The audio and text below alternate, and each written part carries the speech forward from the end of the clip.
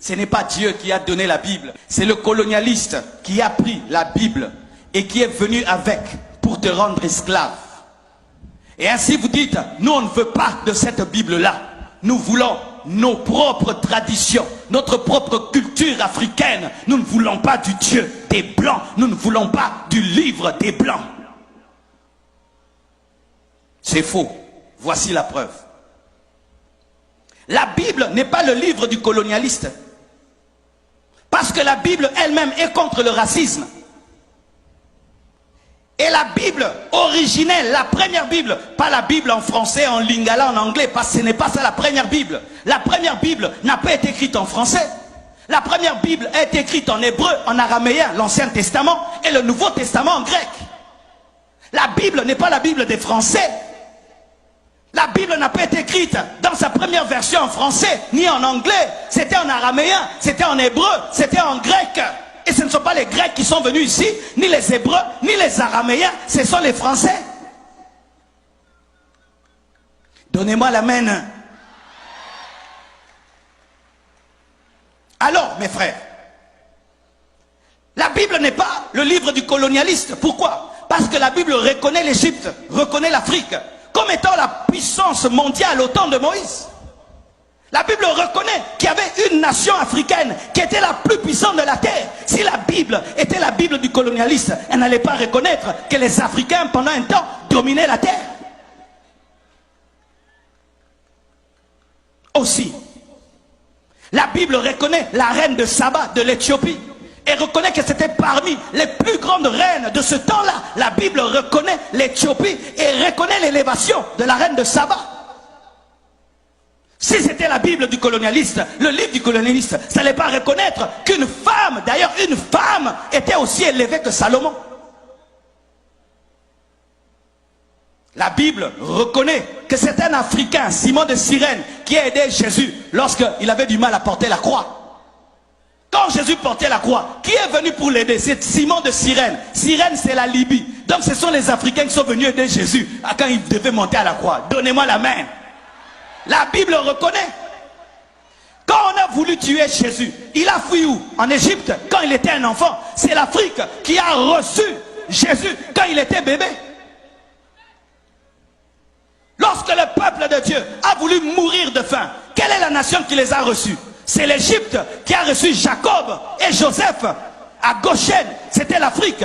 Si la Bible était la Bible du colonialiste, comment la Bible peut reconnaître autant de qualités à l'Afrique?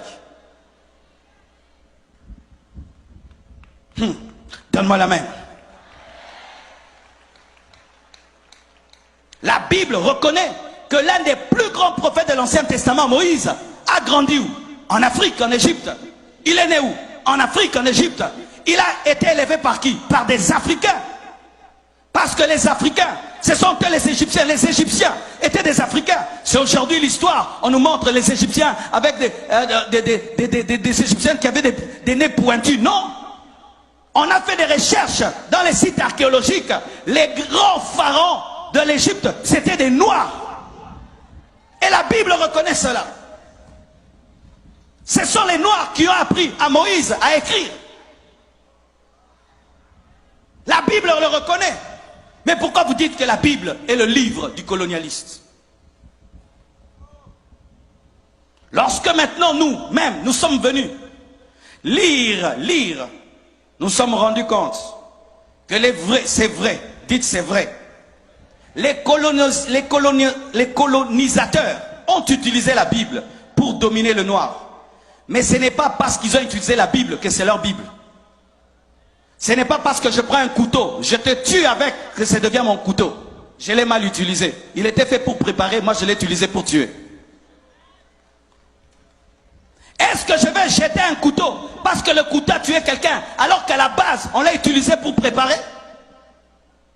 Est-ce que je vais arrêter d'utiliser l'électricité parce qu'un frère ici a touché et il est mort? Il a mal approché l'électricité et il est mort. Mais ce n'est pas que l'électricité est mauvaise. Les colonisateurs qui ont mal utilisé la Bible, c'était des chrétiens qui avaient abandonné Dieu et des faux serviteurs de Dieu. De la même manière qu'aujourd'hui, Il y a des gens aujourd'hui qui utilisent mal la Bible pour escroquer le peuple de Dieu. Mais ce n'est pas pour autant que la Bible est mauvaise. Ce sont eux qui utilisent mal. Les colonisateurs qui sont venus au milieu de vous, c'était des apostats. C'était des faux serviteurs de Dieu. C'était une église qui avait abandonné Dieu, qui utilisait maintenant la Bible pour avoir l'argent. Mais ce n'est pas pour autant que la Bible est mauvaise, parce qu'elle était mal utilisée. On l'a mal utilisée, mais la Bible est une bonne parole.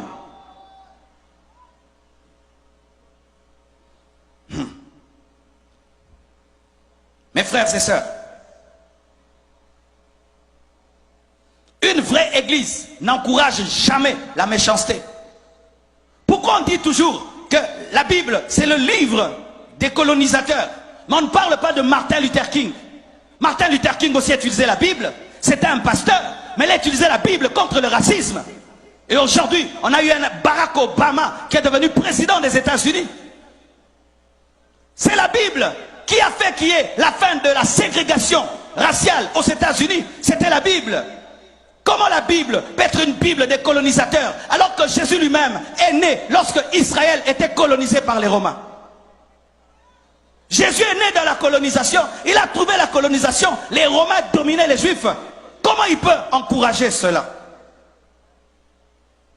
Quand tu as des forteresses dans ta tête, quand on prêche comme ça, ah, il est venu nous prêcher encore, le Dieu des Blancs, les dieux des Blancs, les dieux de Blancs. La Bible là, elle a été utilisée pour nous dominer. Frère, il y a des gens qui mélangent mal la nourriture et puis qui s'empoisonnent. Est-ce que tu arrêtes de manger pour autant?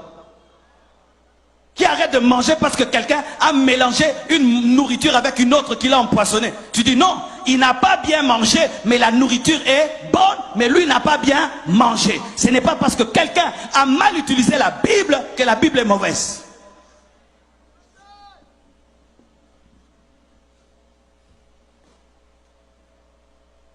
Et on vous dit encore que Jésus-Christ est le Dieu des Blancs. Jésus est le Dieu des Blancs. Comme il y a le Dieu des Blancs, nous devons avoir le Dieu des Noirs. Donc que toute race ait son Dieu, c'est ça. Jésus n'était pas européen, mes frères. Jésus n'était pas français. Jésus n'était pas américain. Quand vous rejetez Jésus à cause des Français, quand vous rejetez Jésus à cause des Américains, mais Jésus n'était pas français, Jésus n'était pas américain.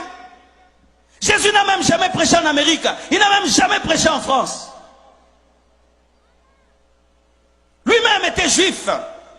Lui-même est né dans une nation occupée, colonisée par les Romains.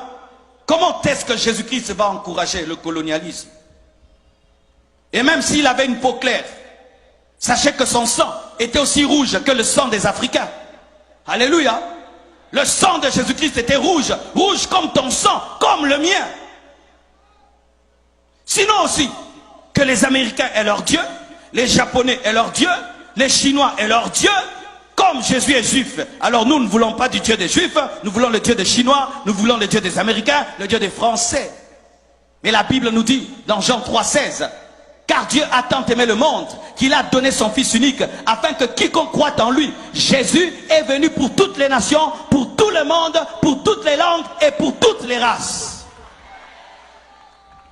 Il devait naître quelque part, oui, il devait naître quelque part, mais sa mission n'était pas de rester là où il était né, il devait se répandre dans le monde entier.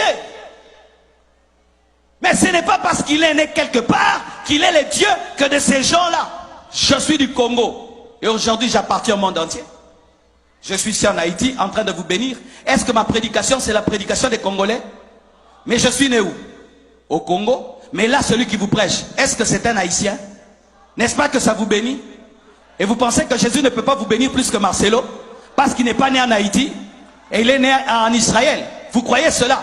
La naissance ne détermine pas à qui tu appartiens, mais c'est ton message et ta vision qui détermine à qui tu appartiens. Jésus n'est pas le Dieu des Blancs, il est le Dieu de tous les hommes sur la terre.